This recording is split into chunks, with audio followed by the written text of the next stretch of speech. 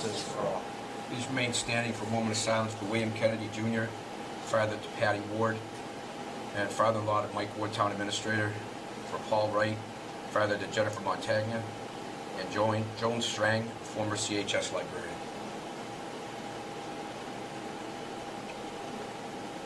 Thank you.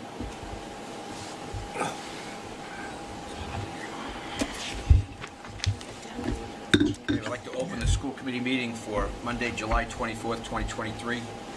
I have a motion to approve the bills. So moved, Mr. Chairman. I'll second. Any discussion? Being none, all in favor? Thank you. I have a motion to approve the minutes from June 14th, 2023. So moved, Mr. Chairman. Second? Any discussion? Being none, all in favor? Do you have any public comment? I know I got that one this time. Anything from the CTA? Always something to say. Anyway, my email has been very quiet this summer, so I assume that the teachers are all on vacation, As they should. as they should be, correct. I have a couple of emails from some of the younger teachers who are finishing up coursework and just, you know, where can I find the form to move on the salary schedule? So, but that's all good, you know, so that's all I Super. have tonight. All right. Great, thank you. Thank you. Nobody here from the PTA? Right. So, I did meet with the new officers from the PTA last week. I thought it was a really good meeting. They seemed really excited. I talked a little bit about the building project and how we might need some help from them, and they talked about some of the things that they, you know, some of their goals. So it was a productive meeting. It's an enthusiastic group, so hopefully it will work out. Yeah, they did a great job getting their information out over Facebook too. Yeah. Just introducing the new group, and I thought that was really a nice touch. Yep. I agree. let me just go on the evaluation now. Yep. Okay. So I submitted the evaluation again. Kelly, thanks for reminding me. I knew I was late. I'm not going to read the whole thing, but I will say that, you know, the committee evaluated Steve in proficient in all manner, you know, in all areas. The big part that kind of noteworthy was, one was the budget, both, you know, your normal budget and managing the ESSER funds and the grant, I forget the other one, the COVID money and all that going on. But the big area that I saw from everybody's input was communication, both with, you know, your staff, obviously, but with the school committee, with the families. You know, and what mentioned was during the swatting incident. You know, I know there's that instant, you know, everybody wants information as soon as it happens, where you waited and made sure you were pushing out. You know, it may not please everyone that they got to wait half an hour for the information, but it was accurate. It wasn't just, you know, thrown out there. And the fact that there are, you know, you've noted in your self-evaluation, there's still work to do. You know, Yep. you know, you're not settled. Okay, they're complacent. It's moving on. So, I don't know if anyone else has anything. All right. I have a couple copies here that we can sign Okay. before we leave, and that way we can put them in my file. Thanks. Thank you. All right. Now, do we set the goals for next year at this time? So what I should do is I'll bring you what we're probably looking at for district goals at the next meeting, the October meeting, and maybe we've been focused more on the district goals and really haven't done personal goals for me the last couple of years. I feel like we've missed that, so I'll try to make sure I sort of draft some what we have for the next meeting, and then I think, you know, even for the teachers, they have until, like, you know, middle of October or something to finalize their goals. So if we need to tweak them a little bit after that, we can, but I'll try to we should have some pretty good district goals that line up with our PD plan and everything for the next meeting. And then from that, like I said, I can maybe try to come up with some, what I think would be goals, and then you guys can give me your suggestions, and then we can tweak those over the next, you know, September. All right. Sounds good. From a staffing update, we had 3 resignations. Elizabeth Perez, speech language pathologist at Clinton Elementary School.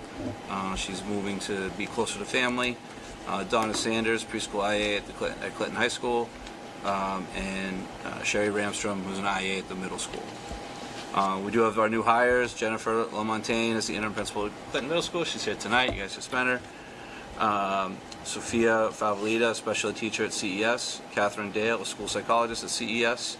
Amy Milne, an ESL teacher at CES. Samantha Stewart, grade 2 teacher at CES. And Sabrina Taru, our therapeutic learning classroom teacher at CES. So those were most all of our new hires. We're pretty good for hiring, I would say. I think the spot that's the hardest for us right now is ESL teachers. We're trying to add more ESL teachers, and we're struggling finding ESL teachers. So I'd say that's probably the biggest area. And then besides that, I think the speech job that just opened up is going to be a tough one to fill. So those are probably the hard ones we have. I think we're pretty much fully staffed in terms of like core courses. I think we might have one math position that just opened up due to an internal transfer at the middle school, but we'll probably we should be able to figure that out. So I think that's where we are.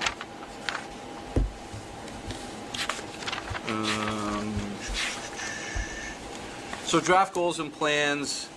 So this is just a draft. We had our first day of our Leadership Institute. We met with Kristen Rodriguez from Commonwealth Consulting, and we started kind of looking at our plans and what we wanted to do last year and how do we feel it was this year. We've been having follow-up data meetings with her at each building level to kind of dig a little deeper into student performance data and kind of see maybe what worked and what didn't work as far as interventions or changes that we made. So this is just this is a document to work on. That's why I say I'll probably get you this in a more polished version by the next August meeting. But looking at some of the changes to the mission and vision, we already proposed some of those. But sort of for like the core values, if you can see that whole area in red, I kind of rewrote those, stealing almost from the DESE's vision. Because they came out with theirs, and I thought the way they worded it, understanding and valuing self, understanding and value others, we had, if you remember our old one, it was sort of like wellness. But we had a lot compacted in there, and I almost thought this broke it up a little bit better. Plus, it helped align us with what the DESE was doing. So that's something that we're trying to work on. Like I said, this is still all in draft form, and probably even for that stuff, the mission and core values, we might get you a cleaner proposed draft in August, but there's still going to be work as far as like probably bringing it to school councils and doing that kind of stuff to get feedback before we finally update that as part of the new strategic plan.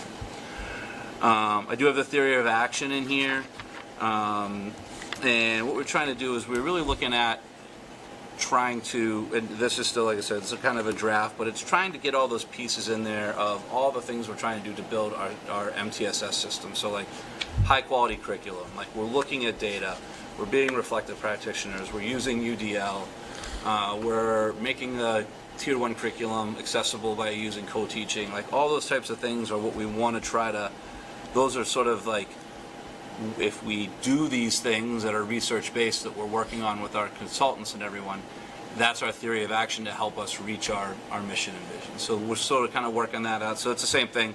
This might get tweaked a little bit after our next 2 days. Well, so our leadership team is going to the DESE. The DESE is sponsoring a Leadership Institute this year. So we applied and we were accepted to go to that. So we're going to that on August 1st, 2nd, and 3rd. So we'll be doing work directly with the DESE. And then we have our next follow-up meetings with Kristen. Actually, one day of ourselves, one day with Kristen Rodriguez from Commonwealth Consulting on August 8th and 9th. So hopefully, we'll have a lot of time together as an admin team in early August. And then, like I said, hopefully by August 21st, which I think is the next meeting for some reason, I think that's what it is, we'll have some more polished stuff to give you. And I included in here this DESE vision. I didn't give you the whole catalog of aligned supports. They have it's a huge document, but I kind of gave you the first 7 pages of this document so you can kind of see sort of what DESE is trying to sort of say what their vision, their functions, and that kind of stuff is. So obviously, we want to try to make sure that our vision at least feeds into their vision, right? Like it doesn't have to be the exact same, but it needs to be similar. So, all right. So I think that's all I have for that right now. Like I said, we'll get you more documents. That's still a work in progress. I just figured I'd share with you some of the stuff we're doing. Middle school MSBA update. I included this press release that I shared on June 21st, only because I think this is our first school committee meeting since then, so I just wanted to give it to you guys officially. So the Permanent Building Committee voted to move forward with NC1 700, which is the new construction with enrollment of 700 students, grades 4 through 8. There would be a new building that would go basically on the other side of the middle school from here. One of the main, I'll tell you, there were two kind of drivers of this decision, I think. One was cost, and when you looked at the cost of renovation versus the cost of new, there really was not a significant difference, especially when you started figuring in the contingencies and unknowns compared to doing a renovation versus a new building. So I think once cost became not a significant factor, pretty much what everyone realized is like, well, then it doesn't make sense not to build a new building, which is going to be, the least disruptive to students. Right. Because there's going to be a fence up for a couple of years, and maybe every once in a while you hear some heavy equipment, but they're not going to modular classrooms, they're not walking around a school that's half torn down. And B, you can build it the way you want it. You know, like no matter, like one of the things that came through all along was they wanted to make sure that from any group we met with was like we wanted the public areas separate from the school areas, you know, from the school areas.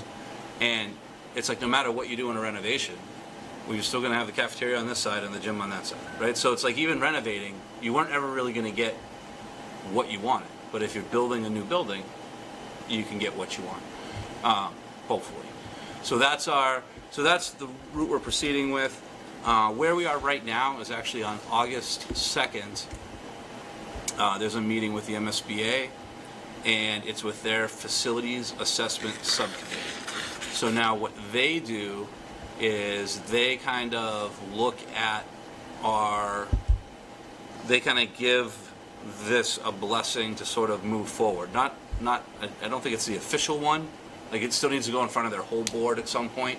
But the Facilities Assessment Subcommittee meets with it to just look at it and say, you know, I think they just want to reality check it and make sure you're not saying like, well, we want to have, you know, the swimming pool over here and the 3 gyms over there, and they're going to look at it and go, you know, that's not going to get funded, you know. So they do that kind of review.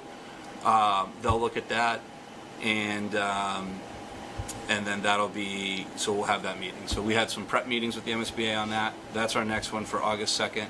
And then really the building committee will start having a little bit of a role in the next couple months as we start looking at some minor construction decisions. It's not going to need to be like, you know, we don't need to pick out colors or anything yet, but we're going to start talking about like some major materials, right? So do we want the exterior of the building to be brick, you know, or do we want it brick just on one side and we want this something else on the back side, like whatever it is, because it's going to be more of those major decisions like that where there's a lot of it that's going to potentially have a significant cost impact as they work on the schematic design, right? And then they'll really try to cost that out. So the goal is to get all that work done. I think we got like a meeting. The goal would be April 2024 to get it final approval on the schematic design, and then we would go to a town meeting for a vote in June. So, like I said, I already talked to the PTA a little bit. Once we kind of get this next sort of round of blessing from the MSBA and we're good to go, I think, you know, one of the things I need to do a good job of this year is getting information out there about this project so that voters are informed. So that by the time June comes, they're not voting on rumors, they're voting on, you know, just, you know, all the different all the work that's went into this. We want to make sure people see it and they realize, okay, you know, this is the best option. I agree with that, and hopefully, you know, they can see the logic for that, and then it's a matter of are they willing to make that investment or not. So. that's where we are.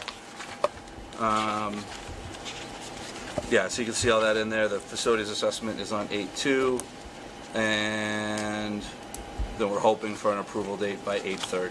So so we're hoping by the end of August, they pretty much say like, you're good to go, start making your schematic design, so. All right, next one is just an update on cell phone stuff. I know it was brought up in one of the last meetings, so we wanted to revisit it. I pulled all the cell phone violation data out of Infinite Campus, so you can see all of the referrals initiated in there. So, for example, at the high school, there were 148 total cell phone incidents listed in Infinite Campus for the year. Those incidents were initiated by 27 different staff members and represent 89 different students.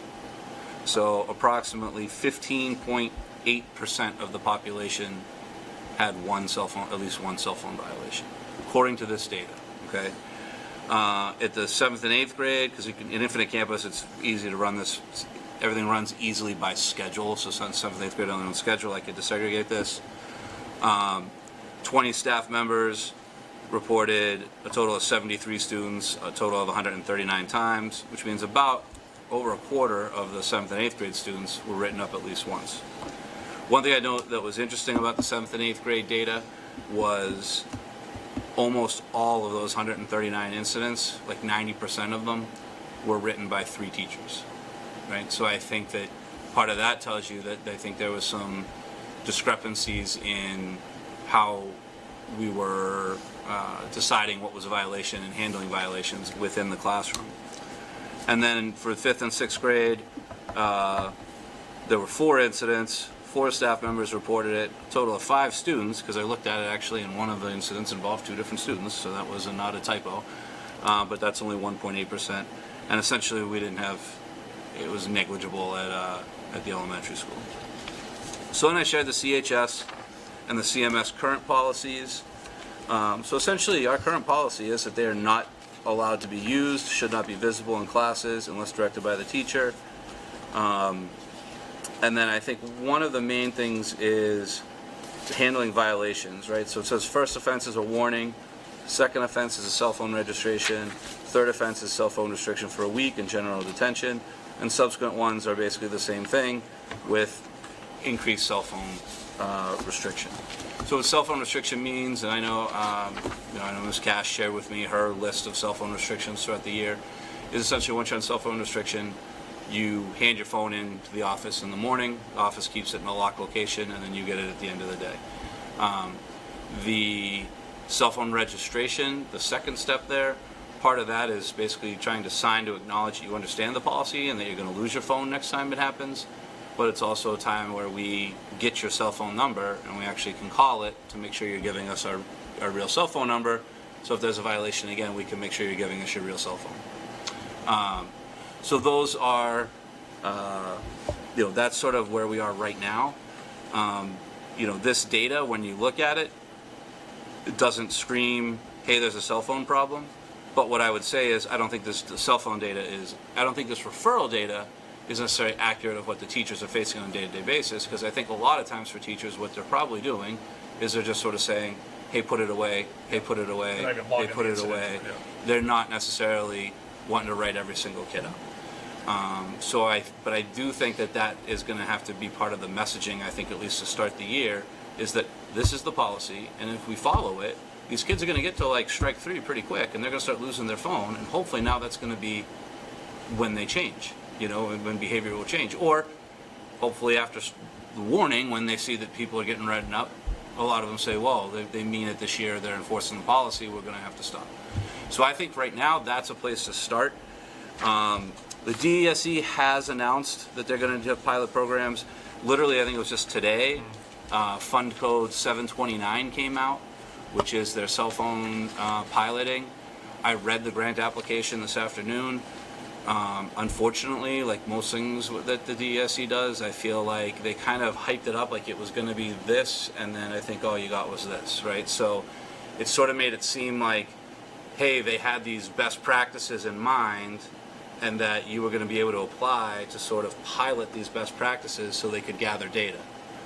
And when you read the grant, there's essentially no direction in the grant application. I mean, for all the grants that are very specific on what we have to do, this one basically says you're based on up to the number of students it's going to impact, you're eligible to up to a certain amount of funding. The max is $25,000. We wouldn't qualify for the max because probably anything we did, we're not going to do at the elementary level because it's just not really an issue there. We don't need to make it one. And so it would be something less than $25,000 we'd qualify for. And they said it could be used to purchase things or do whatever. So it's weird the way it's written. So it says applications are due August 1st. It also says that awards will be given on a first come, first served basis until funding is exhausted too. So what I don't know is August 1st when they're going to first look at them? And if we submit in September, like if there's still money left, would we get it? So I got to get some more, like I said, it just came out today, so I have to look into it a little more. But essentially, they want the first round of it is for, it's due in a week if you really want to get the August 1st deadline. So, I'm more, my recommendation, I think, would be that we go a little more wait and see. We try to implement our policy. We try to send that message at the beginning of the year. I know it's going to mean there might be 20,000 cell phone referrals next year instead of 500, but that's fine. Like that's what it is, and then that way we can really identify that it truly is a problem, and we can do that stuff. It doesn't even mean we have to wait the whole year, too. It might even be as we go halfway through the year. Maybe at that point, like the DESE starts to actually sort of endorse, one of these programs, and we might look to trying those out. So in the meantime, I think probably. I know we kicked it around, like we could add it to the policy committee agenda just to kind of follow along what's going on. We don't really have a true district cell phone policy. It's mostly written about social media. And the MASC doesn't have a model cell phone policy, right? But I would guess that those are coming. I mean, that's kind of what this whole thing is going to be. I'm sure they're trying to pilot, gather data, figure out best practices so that you can start to kind of have that more formally. Yeah. So I think that's where we are. I don't know if we have any questions or concerns, comments. Cell phones aren't new. When I was a kid, it was pagers, right? You were in high school, I had a pager. They took it. Like, at the end of the day, you enforce what's on the books. And I know it's not easy because every kid has a cell phone now and you don't want to discourage technology use if it's learning related. But if it's not, take it.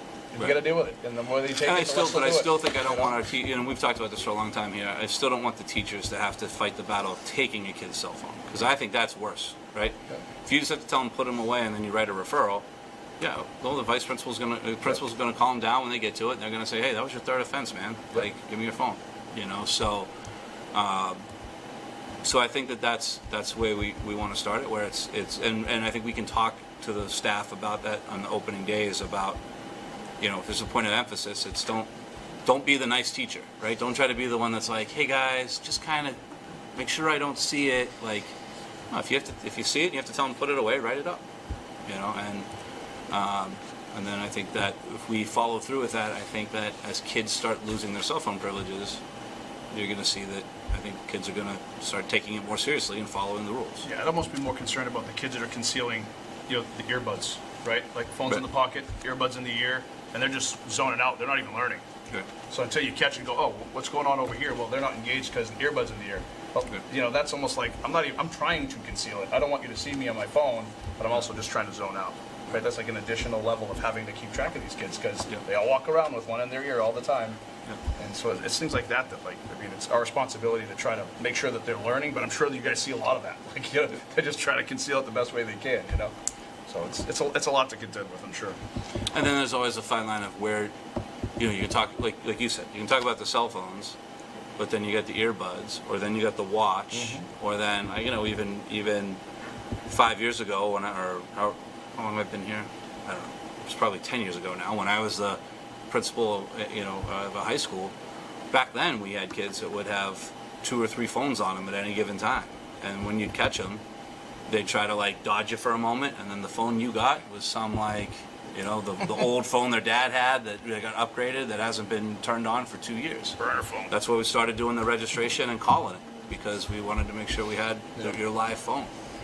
So, Mr. Chairman, we probably need to review committee assignments before we get to that. Yeah, I think we're still seeing. yeah, so I forgot all about the committee assignments, so we'll put that in the next meeting. Since everyone's the same, so I'll put them in as they are, and then you guys can look at it, and if we want to make any changes, we can make it next meeting.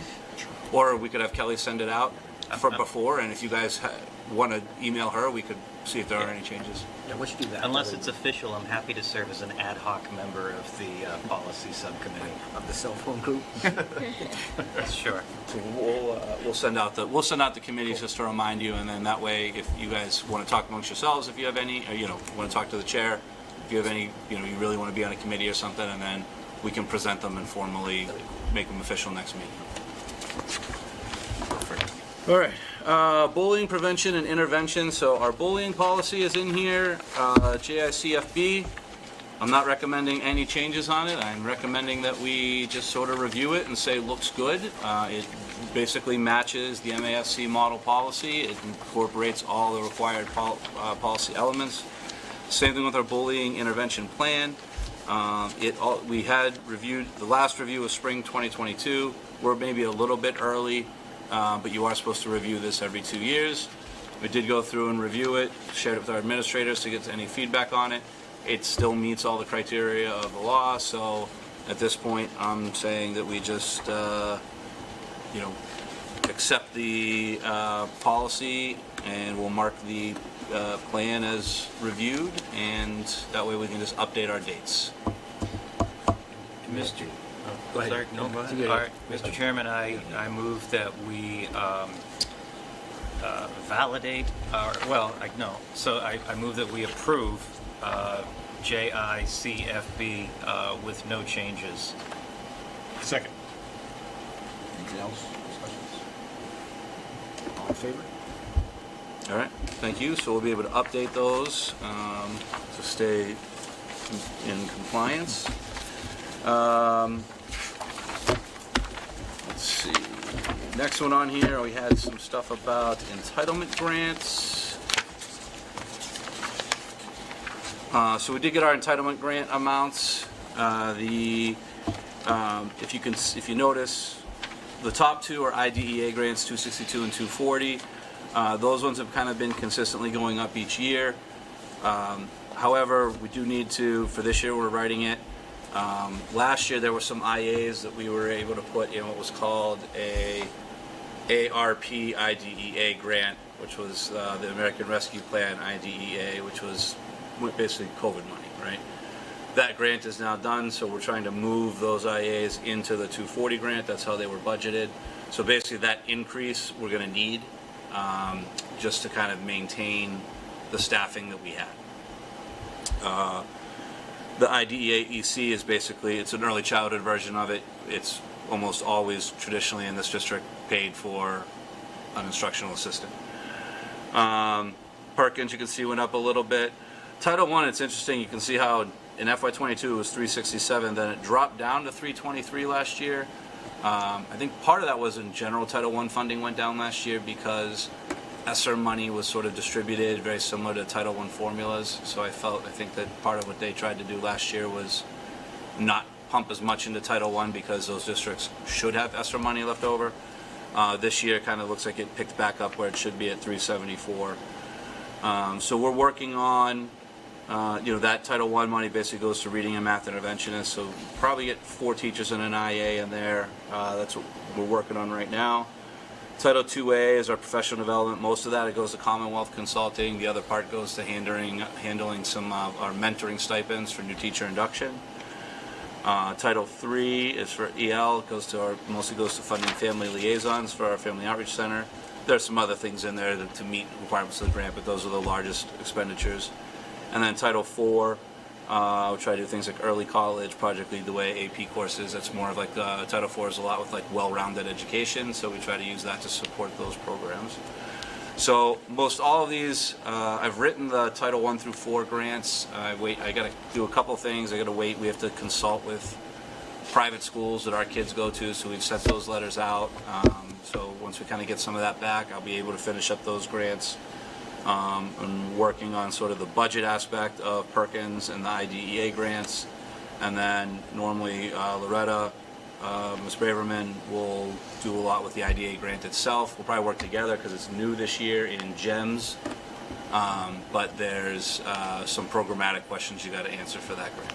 Steve, is there a reason why the early college and AP grant is going down by like 6 or 7%? Or looked like it was 26,000. It's coming down to 23. I don't know, except I know that that one's the. I don't know exactly why that went down, but I know that that's sort of the. It's the grant that's got the least restrictions, and it's really just kind of like there. So I wouldn't be surprised if it's almost just in like a budget game that kind of got funded less, so that they could like when they increased Title I back, they said, well, we're going to steal something from Title IV then. So I don't think it's any of it's reflective on a major change in population or anything like that. Where part of like the 44,000 to 63,000 in the Title III, part of that is probably a reflection of our increase in our number of EL students. So that's just an update on that. Something we're working on this year. Those will all be submitted in time this summer. Class of 1953 correspondence. There is a letter in your packet that I received from Gerald J. Roberti, and he wrote about the class of 1953, which I did mention in my graduation speech, but the class of 1953 did build the sign out front, and what they did was they did send with us, they did send some pictures. I know we passed it around, I didn't put them in all the packets, but they had some pictures of them when they were building the sign. So we'll keep this on file, kind of down with our yearbooks and stuff in my office, so that remains there. But I did want to share that with you. I don't know. Like I said, I know we mentioned graduation. We shared the letter at this point. I don't know if we want to do anything else for class of 1953. If anyone knows anybody, we could talk to them. But we could just kind of go from there. But I do think it's kind of cool that they built that sign. And see them actually doing it. And there's a little program that they had for it. Finally, the last thing on here, student activity account transfers. So this is sort of a late add, but we wanted to get there. So prior to COVID, in the middle school, they had done some magazine drives that were supposed to cover expenses for all grades. So basically there's an account called Magazine Drive. Our goal is to abolish that account because it's not really one that we should have, and take it and just at this point, because it was a while ago now, just distribute those funds equally among the 4 middle school grades.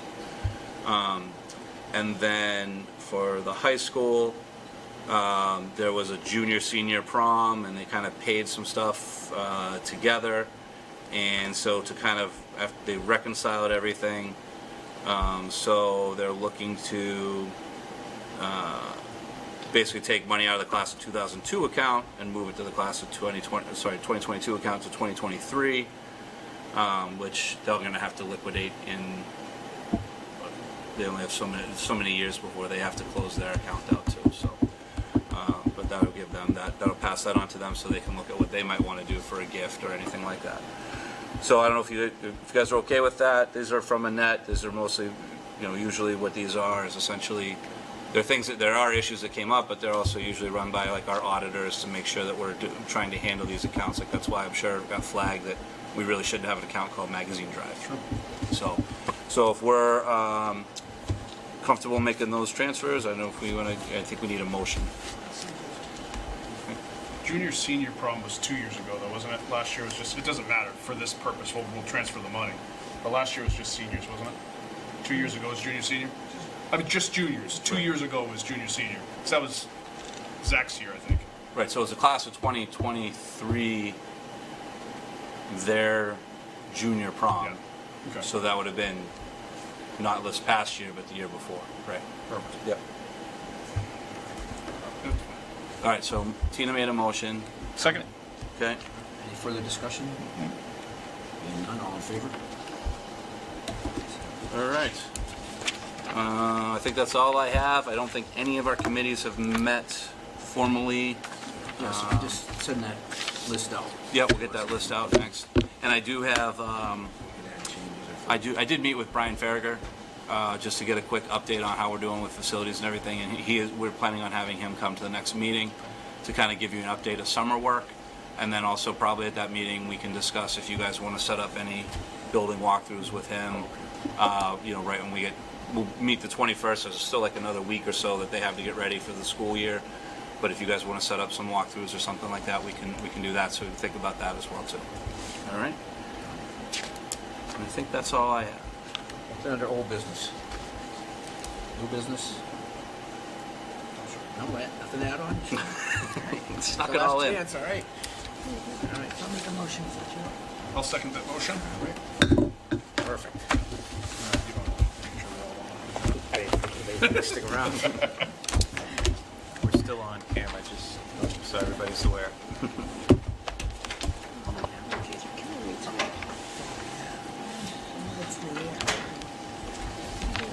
Something's Here are.